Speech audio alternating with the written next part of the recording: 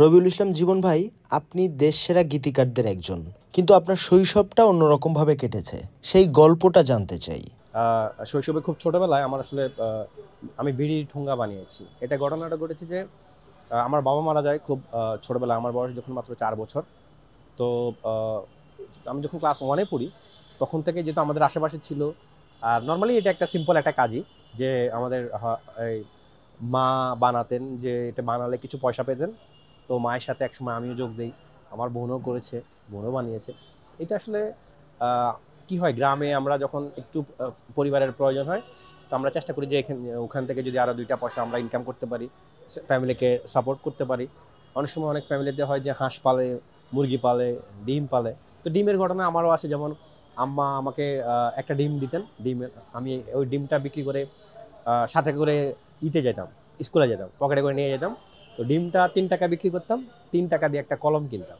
আর যত 2টা ডিম দিতেন, আমার মনে আছে কর্ণফুলি হোয়াইট ফিন যে কাগজ, 6 টাকা হাফ দিস্তা, ওটা কিনতাম। আর 4টা হলে 1 দিস্তা কিনতাম। তো আমার মনে হয় এটা আমার অসাধারণ একটা স্মৃতি আমার জীবনের, আমি খুব এনজয় করি এবং এটা আমার বলতেও ভালো লাগে যে সেই কাজগুলো করেছি। অর্থাৎ ছোটোবেলা থেকে কাজের সঙ্গে ছিলাম, এখনও কাজের সঙ্গে আছি, কাজ করতে পছন্দ করি, পরিশ্রম করতে ভালোবাসি। এইটা আমি এটাকে খুবই এনজয় করি। এবং আমার আরও একটা কাজের এক্সপিরিয়েন্স ছিল, সেটা হচ্ছে আমি যখন ক্লাস 7-এ পড়ি এবং 8-এ পড়ি, এই 2 বছরের যখন আমার স্কুল ছুটির সময়টা ছিল, মানে আমরা যেটা বার্ষিক পরীক্ষার পরে এবং আবার নতুন ক্লাস শুরু হওয়ার আগে কিন্তু আমাদের 1-2 মাসের একটা গ্যাপ থাকে, প্রায় 1.5-2 মাসের একটা লম্বা গ্যাপ পড়ে যায়, বিশেষ করে রোজার সময়টাতে, ঈদের সময়টাতে। তো ওই সময়ে আমি প্রেসে কাজ করেছি, অনেকে হয়তো জানে না। আমাদের নোয়াখালীতে চৌমনি একটা ফেস আছে, আশরাফিয়া ফেস, ওখানে আমি ফর্মা ভেঙেছি, মানে অর্থাৎ বই বাদের যে কাজ। তো আমি আসলে এটা বলার কারণ যে নিজে তারকা বা নিজে অনেক বড় কিছু হয়ে গেছি সেটা না, যেহেতু প্রশ্ন করা হয়েছে, আমি এইটাই কারণে বলা যে আমাদের জীবন চলার ক্ষেত্রে আমরা যাতে সব কাজকে সম্মান করি, সব কাজকে গর্ব নিয়ে সব কাজ করি, সেই অর্থেই বলা। এবং আমার মনে হয় ওই যে সেই কাজগুলো আমি করতে পেরেছি, করেছি, সেই কাজগুলোকে ভালোবেসেছি, যার কারণে এখনকার আমি এই জায়গায় আসতে পেরেছি এবং এখনকার কাজগুলোকে আমি অনেক এনজয় করি।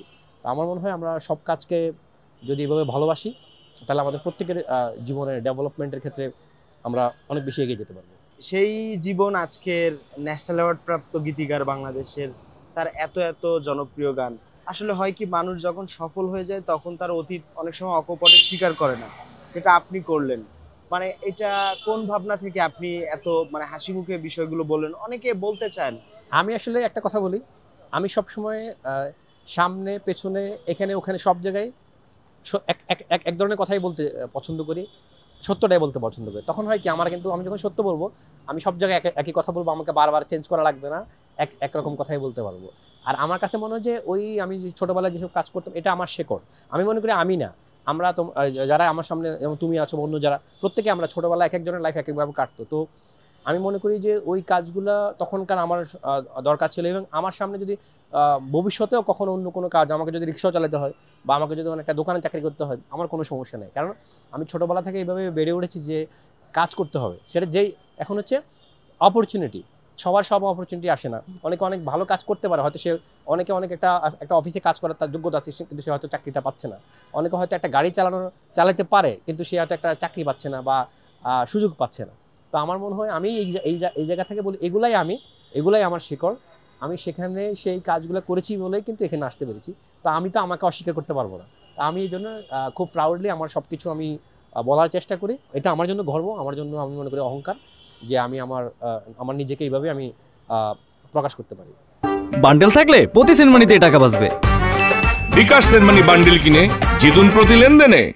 শুরু হয়েছে Standard Chartered Channel I agro অ্যাওয়ার্ডের 10ম আয়োজনের মনোনয়ন গ্রহণ। এবার নতুন ক্যাটাগরি বছরের সেরা ছাদ কৃষক সহ মোট 13টি ক্যাটাগরিতে পুরস্কার প্রদান করা হবে। মনোনয়ন গ্রহণ চলবে আগামী 15 জুলাই 2025 তারিখ পর্যন্ত।